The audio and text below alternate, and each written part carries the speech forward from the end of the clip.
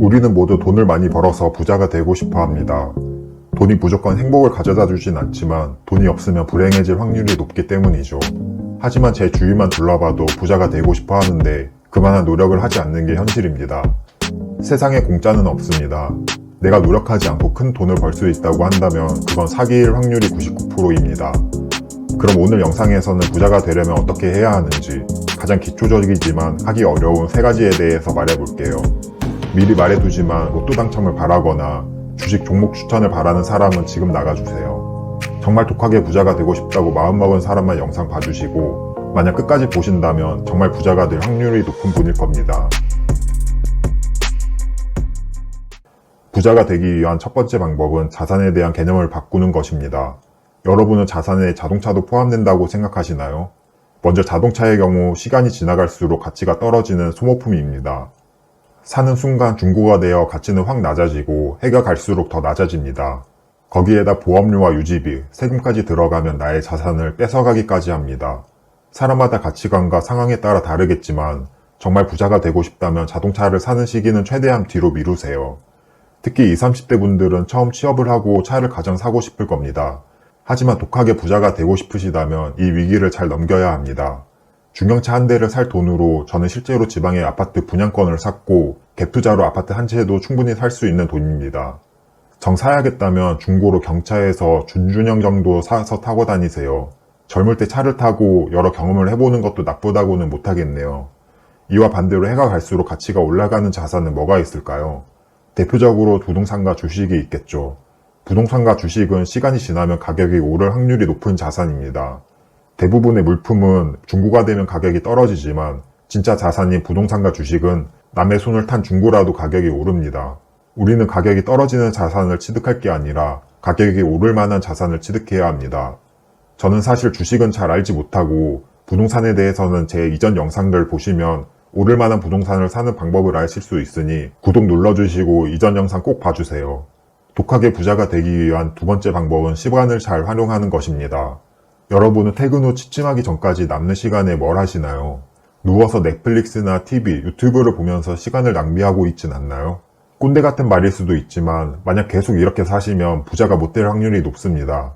나의 시간은 돈 주고도 살 수 없습니다. 이 시간을 정말 소중하게 생각하고 부자가 되기 위한 시간으로 사용해야 합니다.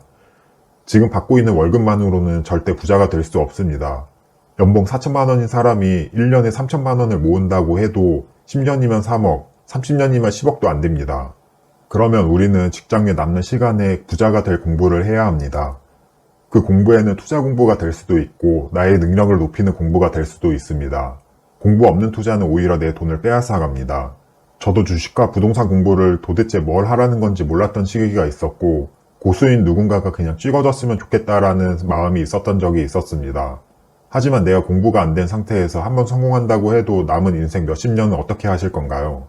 내가 공부가 되어 있지 않은 상태에서 투자를 하면 결국 그 끝은 좋지 않을 겁니다. 직장인이 부자가 되고 싶다면 투자 공부는 필수이고 가장 빠르고 쉽게 부자가 될 수 있는 수단입니다. 회사에 다니면서 돈을 벌 시간에 내가 투자한 자산 또한 나에게 돈을 벌어다 주므로 나의 시간과 노력 또한 세이브가 될 수 있기 때문이죠. 나는 투자가 싫다고 한다면 나만의 능력을 길러도 됩니다. 이 능력에는 스마트 스토어로 상품을 판매해 볼 수도 있고 블로그, 유튜브, 인스타와 같은 SNS로 유명해져서 여러 기회를 만날 수도 있고 심지어 무인 창업을 공부해서 나 없이도 돌아가는 시스템을 만들 수도 있습니다. 소중한 시간을 낭비하지 말고 부자가 되는 공부에 투자하세요. 아, 공부는 학교 때까지만 하면 됐지 무슨 공부야 라고 하시는 분들은 나중에 투자를 해서 돈을 잃을 확률이 높고 회사에서 퇴직을 하면 할 일이 없을 겁니다. 부자가 되고 싶다면 회사 월급 말고도 나에게 돈을 벌어다 줄 무언가를 공부하는 데 시간을 투자해야 합니다. 그리고 지금까지 영상을 보고 계시는 분들은 부자가 되기 위한 공부에 시간을 투자하시는 분들로 충분한 자격을 갖추신 분들 같습니다. 독하게 부자가 되기 위한 세 번째 방법은 절약입니다. 최근 부동산이건 주식이건 투자를 해서 부자가 되었다는 사람이 많아져서 상대적으로 절약의 중요성이 무시되고 있는 것 같습니다. 하지만 절약하는 습관도 상당히 중요합니다. 내가 월급이 많다고 해서 혹은 내가 소유한 아파트 가격이 올랐다고 해서 소비 습관이 확 늘어나는 경우가 많습니다. 하지만 한번 올라간 소비량은 다시 원복하기가 쉽지 않습니다. 월급이 많아도 소비도 많으면 실제로 내 통장에 쌓이는 금액은 그대로입니다. 부자가 되려면 시드머니를 모아야 하며 현금 흐름이 있어야 합니다. 그리고 시드머니는 지출이 통제가 되어야 쌓이는 속도가 빨라집니다.